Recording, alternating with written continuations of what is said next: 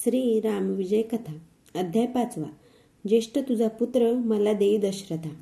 दशरथ राजाला कोणत्या ऋषींनी रामास मागितले ते आज आपण बघणार आहोत. मागची कथा 4था अध्याय श्री राम जन्माचा होता.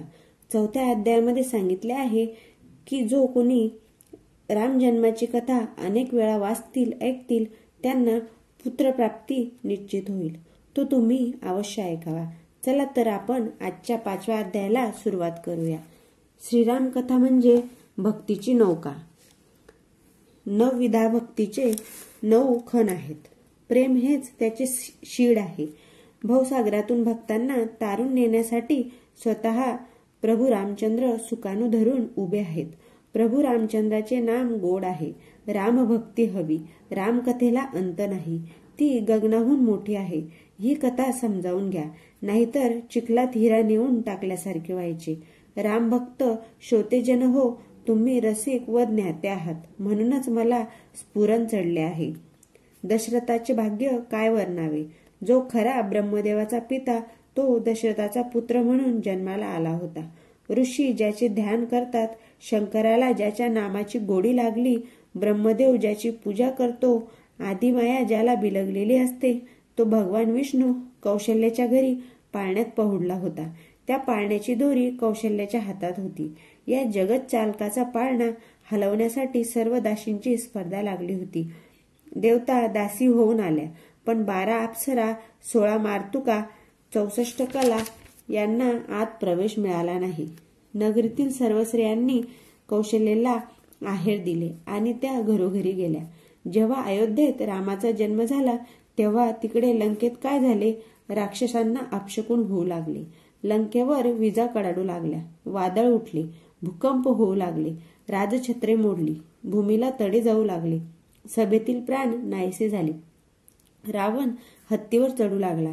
तेव्हा 10ही मुकुट खाली पडले. इंद्रजिताला आरशात आपले प्रतिबिंब दिसेना. मंदोदरीला स्वप्नात माकडीनी अंगावरील सौभाग्य अलंकार ओढीत आहेत असे दिसले. विधवा तिची धुळीने ओटी भरीत आहेत असे दिसले. रावणाला काळजी वाटू लागली. भगवान शंकर आपल्यावर कोपला काय. तो रागवला तर विघ्ने कोसळणारच. रावणाने प्रधानांना बोलून सांगितले, अहोरात्र जागे राहा, दक्ष राहा, लंकेचे रक्षण करा. इकडे अयोध्येत रामजन्म होताच फळे फुले बहरू लागली. सतत वसंत ऋतूच चालू आहे अशी पृथ्वी तेजस्वी झाली. अज्ञान आणि पाप अयोध्येतून निघून गेले. घरातच सूर्य उगवला तर अंधार नाही का पळून जाणार. एकामागे एक दूरदूर धावणारे 4 पुत्र पाहून कौशल्या आणि दशरथ आनंदित होत. त्यांना जेवायला बोलवावे तर ते दूर पळून जात. त्यांच्या मागे धावून कौशल्या त्यांना जेवायला बसवी. 4ही मुले पाहून दशरथाला आपल्या पोटी आदित्यच जन्माला आले असे नवल वाटे. माझी पूर्वपुण्याई, म्हणूनच हा लाभ मला झाला. त्यांची चिमणी, धनुष्ये, छोट्या तोरड्या आणि त्यांच्या किनकिनाटाने घर भरून जाई. चौघे शरसंधान करत. प्रथम राम बाण मारी, लगेच लक्ष्मण, त्यानंतर भरत, शत्रुघ्न. राक्षसांची प्रतिमा करून 4घे जण एकदम शरसंधान करीत. त्याचे शिर उडवीत. वसिष्ठांना मुहूर्त विचारून दशरथाने 4घांच्या मुंजी केल्या. अष्टसिद्धी कार्याला हजर होत्या, त्यामुळे कशाची कमतरता नव्हती. रामाने गायत्री मंत्राचा जप सुरू केला. प्रथम त्यांनी वेदाध्ययन केले. समाजशास्त्र पाहिले. नीतिशास्त्र, धर्मशास्त्राचा उलगडा करून घेतला. अर्थशास्त्र समजावून घेतले. वेदविद्येबरोबर धनुर्विद्येचाही अभ्यास केला. हे सारे शिक्षण 4घाही बंधूंनी इतक्या लवकर संपवले की त्यामुळे कुलगुरू वसिष्ठ संतुष्ट झाले. 12 वर्षातच मुलांचे सारे शिक्षण संपलेले पाहून राजाला अतिशय आनंद झाला. नंतर रामरायाने आपल्या बंधूसह तीर्थाटनाला प्रयाण केले. त्यामागील हेतू लोकसंग्रह करणे हा होता. बरोबर दशरथाने सुमंताला पाठवले होते. कशाची कमतरता पडू नये म्हणून बरोबर सैन्य व अपार धन दिले होते. त्याचा उपयोग दानधर्मासाठी करा असे दशरथाने सांगितले होते. ज्या ज्या तीर्थाचा जो महिमा तसे तेथे त्यांनी दान केले. 3घे भाऊ विरक्त बनून रामसेवेचा आनंद लुटत होते. एके दिवशी महातपस्वी विश्वामित्र अयोध्येत आले. प्रतिसृष्टी निर्माण करू शकतील इतकी त्यांची ख्याती होती. विश्वामित्र आल्याचे ऐकून दशरथाने त्यांचा आदर सत्कार केला. त्यांना सिंहासनावर बसवून वस्त्रे अलंकार अर्पण केले. दशरथाला मनातून खूप आनंद झाला. आज मी धन्य धन्य झालो. दशरथ राजा विश्वामित्र ऋषींना म्हणाला, आपली काय आज्ञा आहे? तुमचे मनोरथ मी पूर्ण करीन. असे म्हणून दशरथ राजाने ऋषींना नमस्कार केला. विश्वामित्र ऋषींनी दशरथाला आशीर्वाद दिला. याचकांचे मनोरथ तुझ्याकडून पुरवले जाऊ दे. मी धनसंपत्ती मागत नाही. माझ्या यज्ञात राक्षस विघ्ने आणतात, त्यामुळे यज्ञ सिद्धीत जात नाही. सुबाहू, ताटिका हे यज्ञाची सामग्री गिळून टाकतात. वेदिका मोडून पात्रे फोडून टाकतात. यज्ञ मंडपांना आगी लावतात. यज्ञात मनुष्यमांस टाकतात. तेव्हा यज्ञाचे रक्षण करण्यासाठी तुझ्या रामाला आमच्याकडे पाठव.